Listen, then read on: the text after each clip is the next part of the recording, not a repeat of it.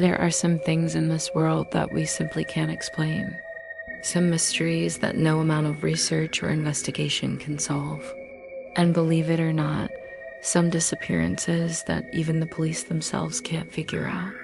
And today we're going to be taking a look at the very strange case of a girl who disappeared after playing with a spirit board.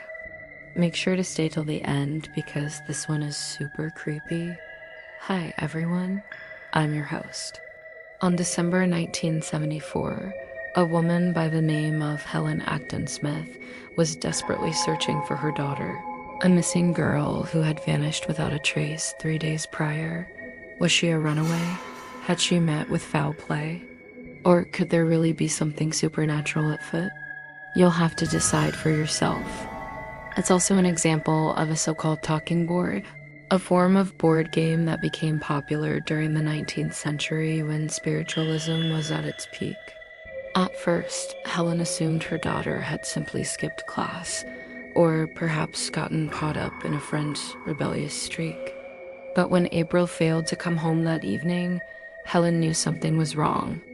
She contacted the local police and filed a missing persons report, but it quickly became clear that they weren't willing to put much effort into finding her.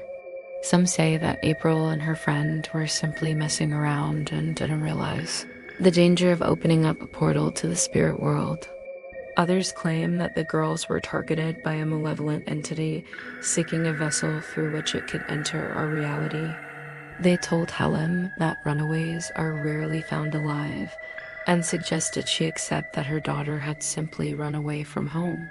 However, Helen refused to give up. April was only 13 years old and wouldn't have had enough money to sustain herself on the streets. And besides, she had a loving family and a supportive group of friends.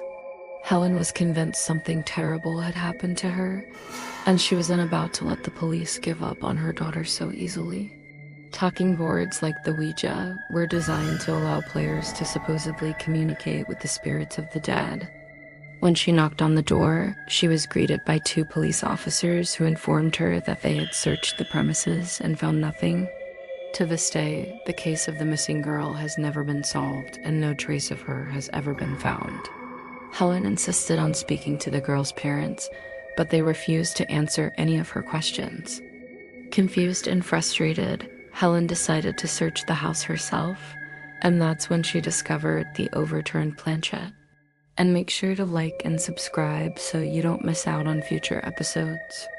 This is done by placing the planchette on the board and asking questions to which the spirits would reply by moving the planchette along the board as lettered pathways. Players typically place their fingers lightly on the planchette, allowing it to move with the slightest of touches. While there are skeptics who claim that these boards simply allow subconscious ideomotor responses to take over, believers insist that they are genuine portals to the spirit world. All they had to go on was a half-written note and a tipped-over planchette, which is a small heart-shaped piece of wood used for communicating with spirits. The last place anyone had seen April was at a friend's house, where the 2 of them had been experimenting with a Ouija board. Today, these boards can be found in most antique shops and secondhand stores. In the days following April's disappearance, police found nothing but more questions. So what exactly is a Ouija board? The word Ouija comes from French and means yes. While the exact origin of the Ouija board is disputed, many believe it to have originated in the United States in the 1840s and gained massive popularity in the years that followed.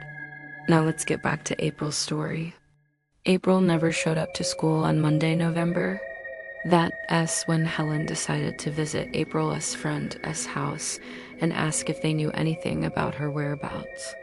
Helen immediately knew that the Ouija board was somehow involved in her daughter's disappearance, although just how it had played a part remained a mystery. However, there are some interesting theories. What do you think happened to April? Let me know your thoughts.